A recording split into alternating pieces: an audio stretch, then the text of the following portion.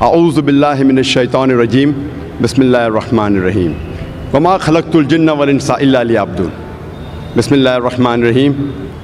Allazi khalaqal mauta wal hayata liyabluwakum ayyukum ahsanu amala. Rabbi shrah li sadri wa yassir li amri wahlul 'uqdatam min lisani yafqahu qawli. The honorable scholars, speakers, the respected guests, my respected elders, my dear brothers and sisters, and the millions of viewers who are watching this program live on Peace TV. I welcome all of you with the Islamic greetings. Assalamu alaikum wa rahmatullahi wa barakatuh.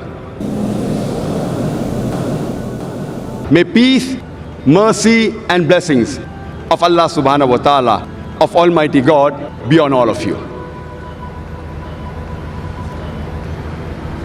The topic of this last lecture, of the last session, of the last day of the 10-day International Islamic Conference, Peace, the Solution for Humanity, is what is the purpose of our life? How many of us have really ever thought in their life what is the purpose of our life? How many of us have ever thought what is the purpose of our existence? What are we doing here? Why are we here? Let us start analyzing right from here itself. I request all the people in the audience, all of you, if you have ever thought in your life what is the purpose of your life, please raise your hand. I would like to know amongst the audience, how many of you have ever thought in your life what is the purpose of your life? Fine, maybe I can see 10, 50, maybe 100 hands. An audience of more than 100,000. That is less than 0.1%. Some may have felt shy to raise their hand. So surely I can say less than 1% of the human beings have ever thought in their life what is the purpose of our life. Is it required that should we know what is the purpose of our life? To help you, let me give you an example. Once a man, when he was traveling and when he came at a crossroad, he asked the passerby, where does this road lead to? The passerby asked him, where do you want to go? The man replied, anywhere. The passerby answered, then take any road, it will make no difference. Imagine that traveler, he had no goal. Whatever actions he did, whatever deeds he did, it made no difference because he wanted to go anywhere. And many of us are leading our life in the same way. Let me give you one more example.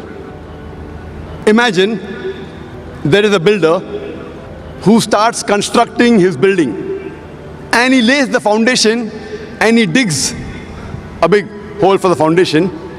And when you ask him, how many stories is your building going to be? He says, I don't know.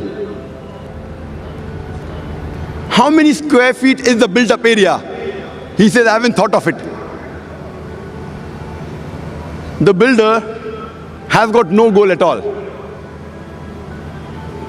Once there was a man who told his neighbor, your dog always chases vehicles and cars. I wonder, will your dog ever catch up with any car? The neighbor replied, I don't wonder whether he'll catch up or not. I wonder if my dog catches up with the car, what will he do? The man who asked him, will the dog ever catch up with the car? He's short-sighted. The neighbor who was the owner of the dog, he was far-sighted. Even if he caught up with the car, what will he do? What is the purpose of his goal? And unfortunately, many of us, we are leading our lives same fashion, just like the dogs. You know, people do graduation and you ask them, why are you doing graduation? And they don't know the reason. Just because they want to be a graduate. What will you do after you finish your graduation? I haven't thought of it yet. Most of us are leading our lives like the traveler or like the dog who's chasing cars, absolutely without a purpose. Many of us, we copy goals of others without scrutinizing it. When we ask a student, why are you doing commerce? So he will reply, because my friend is doing commerce.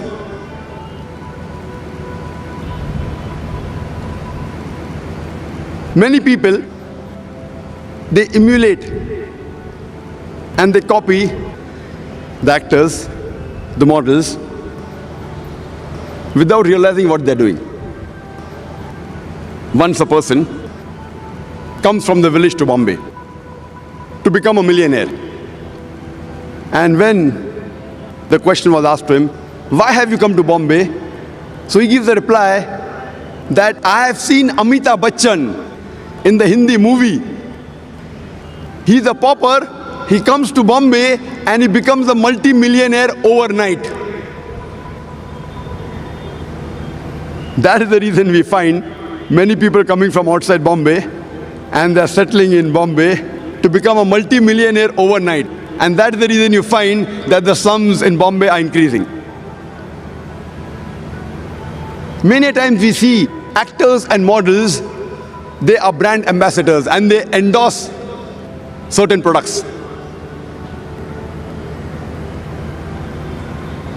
There was a person who purchased a new car, Hyundai i10.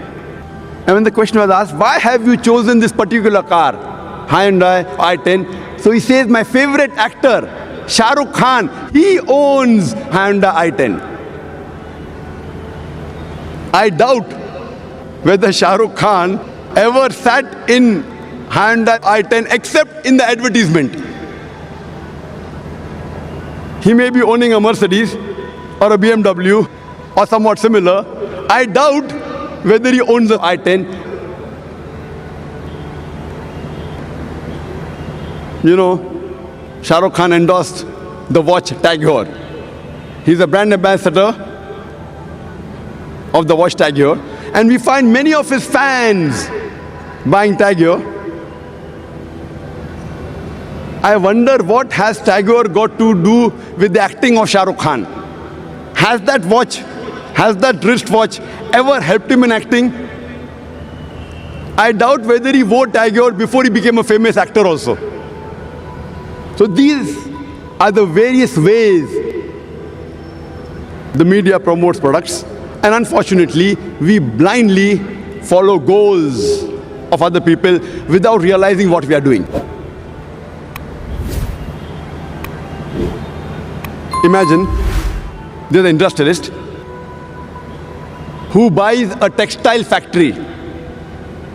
And when asked, why have you bought the textile factory? He tells us that I've come to know that there is good profit in textile business. Then you ask the next question. Do you have a feasibility report? He says no.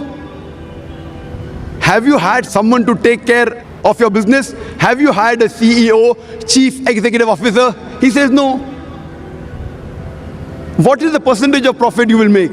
He says, I don't know. Where will you buy the raw materials for? He says, I haven't thought of it. Where will you sell your textile? He says, I don't know. Do you think that businessman will make profit in the textile industry?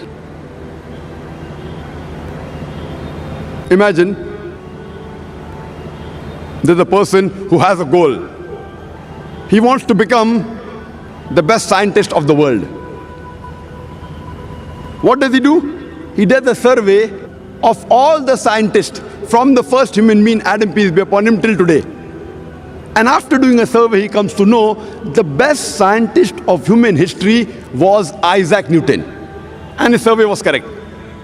After that, what does he do? To become like Isaac Newton, he starts growing long hair, curly hair like Isaac Newton. He wears shoes like Isaac Newton. He wears clothes like Isaac Newton. Do you think he will become a successful scientist? Such people have a goal, but the planning is wrong. They have a planning, they did a survey of the scientists, but the planning is wrong.